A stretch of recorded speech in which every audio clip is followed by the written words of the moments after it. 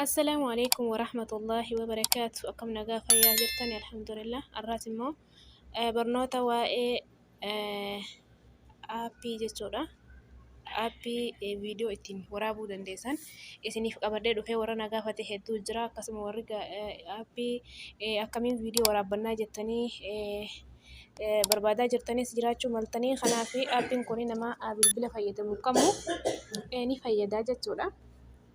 Kanaaf namni hedduun immoo kanatti fayyadamaa jira. Namni hedduun immoo warri YouTube hojjetu isa kanaanii fayyadamaa jira immoo nama hunda fayyadaa. Kanaaf aappii kana akka itti fayyadamtan isiniin jedhe. Aappiin immoo isa kana jechuudha. Tokko kana lammada immoo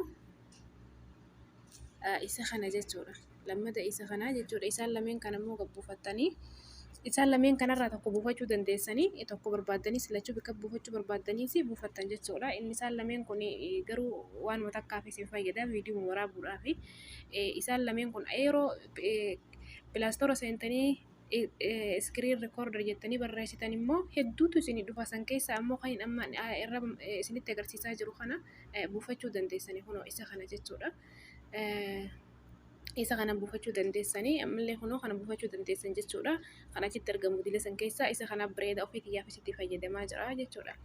Kanaaf anillee kana isiniif qabadhee dhufe irraa akka itti fayyadamtan jedhee mee osoo karaa barnoota keenyaa achiin dabarree warri haan dhuftan subscribe like godhaa warri duraan ammoo maatii keenya taatanii jirtanii like share godhaa hin dagatina. Viidiyoo gaggabaabduu viidiyoon isinii gadhiisu hamma xumura viidiyoodhaatti daawwadhaa. Jalqaba mee isa tokko irratti dhiyeetiin isin agarsiisa. Sitingiilee isaa isinitti agarsiisuu barbaada jechuudha. Sitingiilee isaa hamma tokko isinitti agarsiisa. Isa immoo egaa gabbuufattanii itti fayyadamuun isaa yeroo akkatti viidiyoo waraabdanii ofii isaatiinuu isiniif galaa jechuudha. Isiniin dhibu. Kanaaf immoo sitingiilee isaa bakka sirreeffachuu qabdanii isinitti agarsiisuu barbaade.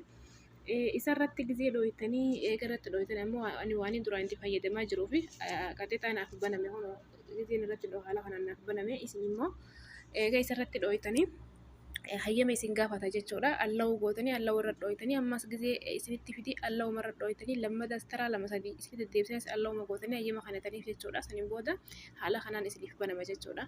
Eegasii gizee akkanatti isiniif baname jala kanarra gabbuutanii kunoo sitingii jala kanarra jirti kunoo bikkaan amma isinitti agarsiisaa jiru kana bikka kanarratti dhooytanii sitingiilee isaa kanneen keessaa kan sirreeffachuu qabda kunoo watermark kaja'u kana kunoo gizee yoo akkanatti banaa tahee akkanatti on tahee jiraate akkanatti of godhadhaa maaliif akka qulqullina olaanaadhaan isiniif waraabu jechuudha. Kanaaf of irraa goota watermarkii qeetti animmoo rekoordii audio kaja'u kanallee meeqarra kaayyattanii kan barbaadan irra godhachuu dandeessan maayikiroofoonoo kanarraas godhachuu dandeessan intarnaal audio kanarraas godhachuu dandeessanii kanarraa kan barbaadan irra godhachuu dandeessan jechuudha. Qeetti animmoo vooliyuumiidha. Vooliyuumiin isaa gaafa dhibbarra jira. Dhibbarra walqixarra jira jechuun asirratti dhiifachuu dandeessan jechuudha. Qeetti immoo kanallee kum takkaa fi 80 irraas godhachuu dandeessan tokkoffaa kanarraas godhachuu dandeessan jechuudha. Kan biraa immoo FPS kan immoo 60 ilaa 60 godhachuu dandeessanii. Kan biraa immoo personal watermark kaja'u kanallee of irraa gootanii mallee of ta'ee jira. Akkanumatti isinis of irraa gootanii kan biraa kunoo asii immoo Piroosh kajoo kanas isin barbaachisa jechuudha. Akkasitti bantanii maaliif isin barbaachisa yeroo viidiyoo akkanatti of ta'ee jira duraan on godhattan jechuudha. Maaliif on godhattanii yeroo viidiyoo isa waraabdanii namatti agarsiisuudhaaf kunoo haala kanaan isin fayyada jechuudha. Fakkeenyaaf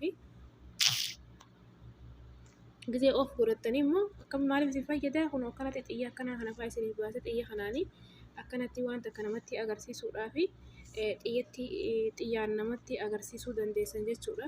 Kunoo fakkeenyaaf akkanatti xiyyaa kan agarsiisuu dandeessanii ammallee kunoo akkanatti namatti agarsiisuu dandeessanii ammallee kunoo akka barbaadanitti waan barbaadan xuyxanii gizee isa kana banattanii haala saniinii namatti waan hojjettan san takka takkaan agarsiisuu dandeessan akka namaaf galutti jechuudha. Kan biraa immoo kaameeraadha. Kaameeraa kana immoo yoo viidiyoo ol baatanii viidiyoon akka isin fuulli keessan isin mul'atutti ol baatanii viidiyoo sanii fuula keessan mul'istanii jechuudha.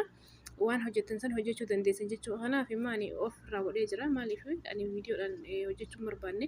Isinillee yoo barbaadan immoo akka fuula keessan mul'atu barbaadan immoo on godhattan jechuudha. Yookaan ammoo of gootanii firraa cuftan akkuma kiyyaa kanatti. Kan biraa immoo iskiriinshooti. Iskiriinshotiin immoo gizee waan takka ammoo kanatti jirru kana yoommoo fakkeenyaaf fuula kana kanatti koppii godhuu barbaanne iskiriinshotii kana banaa jiraannaan immoo isuma xumina iskiriinshoot koppii nuuf ta'ee jira jechuudha.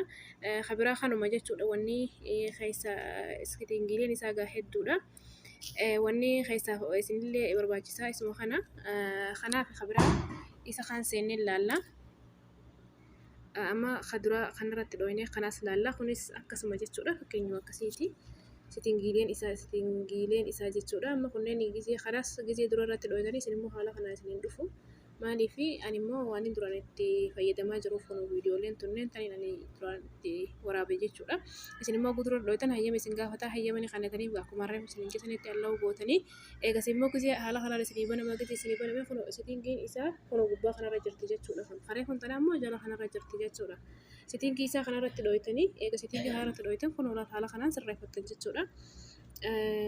Kanaas kunoo kuma takkaa fi 80 irra godhattan qofarra jira. Kabiraa immoo vooliyum kwaalitii jira. Vooliyum kwaalitii kanallee aawutoo irra godhattanii kunoo aawutoo irra godhattan jechuudha. Kabiraa immoo FBS kanallee ilaa 60 akkuma kareefu isiniin jeessanii rekoordii audiyoo ja'a kanas kan barbaadan irra godhachuu dandeessanii. Kabiraa immoo video orientation kunis autorattis godhachuu dandeessanii kan itti aanuwallee kaachuu dandeessanii. Kabiraa immoo kanuma jechuudha. Kun kabiraa immoo akkuma reefusanii kaameraa barbaadan kaameraa banatanii akka fuulli keessan isinii mul'atu yoo barbaadan immoo kun kaameraa kana akkasitti bantanii ani banuu barbaanne kaameraa banuu jechuun kiyya on tahee yoo jiraate off gootanii yoo ofirraa cufuu barbaadan immoo off gootan jechuudha. Yoo immoo kaameraa fuula keessan akka isin mul'atu barbaadan immoo on godhatan jechuudha. Kabiraa ammas watermarkiidha. Watermarkii isaa kana kun enable watermarkii cufamee jira jechuudha. Watermarkii irraa on gootan jechuudha asirratti. Wanni biraa immoo birooshii kanaa kun immoo akkuma isin jeessanii isa kanaanii banattanii yeroo waa barsiistanii namatti agarsiisuu dandeessanii. Kabiraa immoo change voiceidha. Change voice kana immoo sagalee yeroo waraabdan sagalee teessanii sagalee ijoollee irra godhachuu barbaadan kun fakkii ijoollee kanaatu jira suuraa kanneen gartanii kanarra godhattan sagalee dhiira nama shabaaba irra godhachuu barbaadan kun kanarra akkasitti irraa uftanii sagalee barbaadan irra kaatanii rikoordii isanii waraabuu dandeessan jechuudha. Ani immoo normaal irraan godhadhe normaaliidhaan waraabaa jira jechuudha. Kanaaf eega akkasitti irra godhatan booda gubbaa kanarra kun seefii jira. Seefii kanarra dhooytanii saniin booda sagaleen achirratti bakka isin irra kaattan san irratti isiniif waraabamti jechuudha. Kun kanuma sitingiileen isa kanaatiis kanaaf bilaastoora keessa seentanii itti barreessitanii fakkeenyaaf immoo bilaastoora seennee iskiriin rikoorder jennee itti barreessine jechuudha. Isiniif dhufa.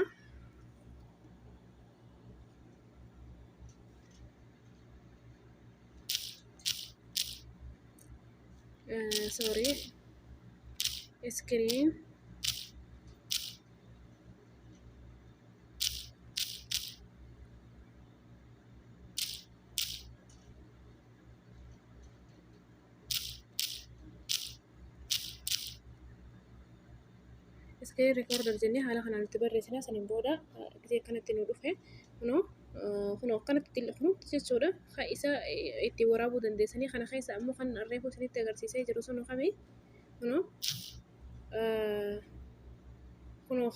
kanammoo kun immoo asirratti banaa kan jiru kuni anaatu chi waraabaa ni jira kana.